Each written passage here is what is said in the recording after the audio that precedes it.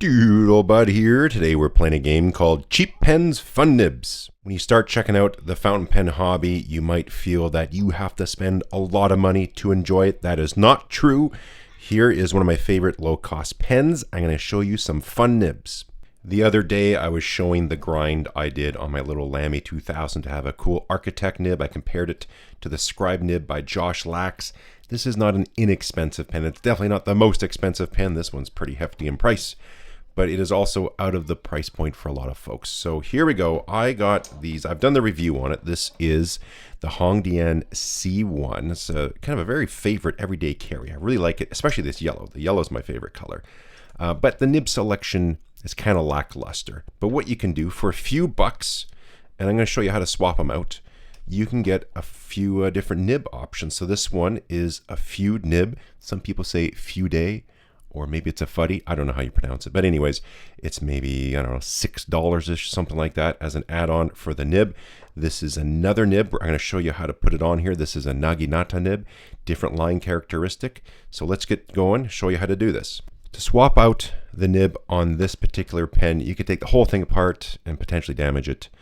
Or you can get yourself a pair of nail clippers or a little pair of needle nose pliers. The key to this step is something called taking her easy. All right, so what we're going to do here is very gently, let me zoom in so you can see it.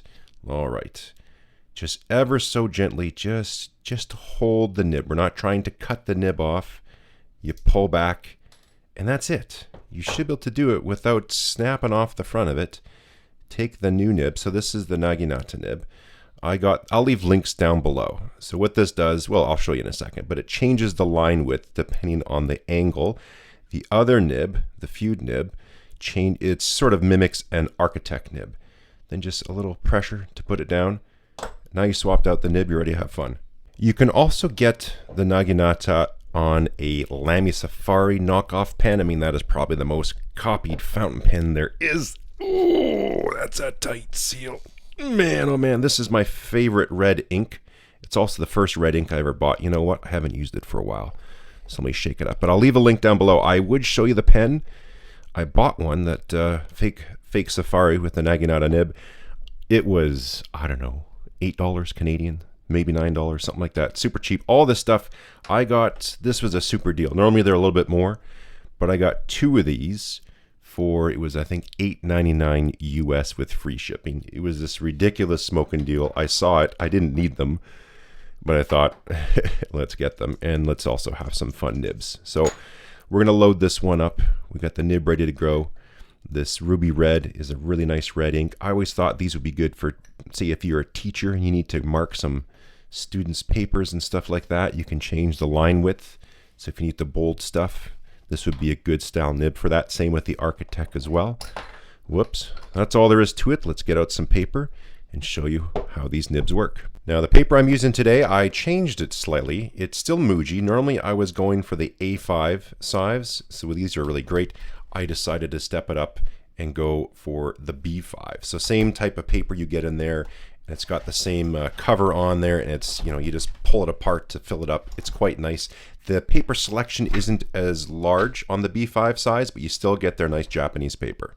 I would get these refills in the A5. It's the same ones they have on the B5. So the cover, $4.90 Canadian. The refill is $4.90 Canadian. Before we get writing, here's a close-up. This is the Naginata nib. So you can see at a steep angle, it's going to be a fine point. And as you lower the angle, it's going to broaden out. You got more nib material there. It's a unique type of grind. It's like a teardrop. It's going to be much broader.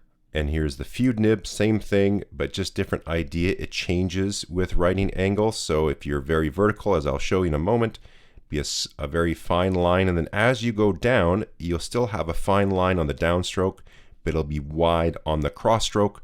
So it's like a variable architect nib. And I think having a variable nib is actually quite fun. So here's the Naginata. So fairly upright, you know, that's a fine or extra fine. Let's drop it down a little bit.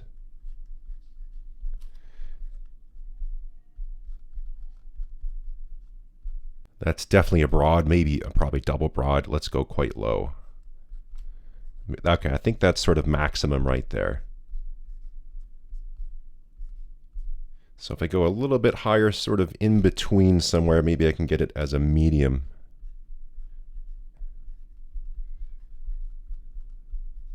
So if we contrast that with the Fude Nib, again, very vertical. It's not as smooth. It's a little more scratchy. We'll drop it a little bit. I find this one is a little bit more easier to control. And then here we go. We'll go a little lower. So we're still having that fine downstroke, and you can see it now. It's getting quite thick. And let's go really low.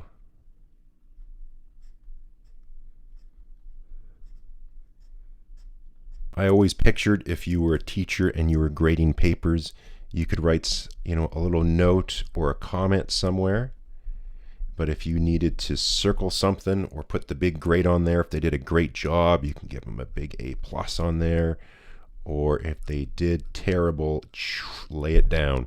If you were like my first year physics professor, he loved to write wrong and just with an exclamation point. That helps you get a lot more out of a single pen, having a variable nib, which is essentially what the Naginata and the Fude Nibs are. I like the architect style, the variable architect that the Fude Nib offers. So you can do your regular fine print that you're doing or you're writing.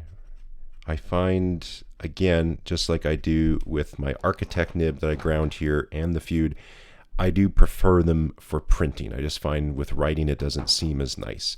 But if you go full, really lay it back, let's give it a mango chutney. It's very smooth because you just have so much surface area. So if you need something to really stand out, a title or something like that, or you need to underline, or you're going to write it bold but you want a thin line, you can just rotate the nib like that. Makes the pen quite functional. When I'm writing notes and I need to put a title, I find it stands out. Even actually the title, I want to do a vegetarian cookbook. And I just thought this would be the perfect title for that book.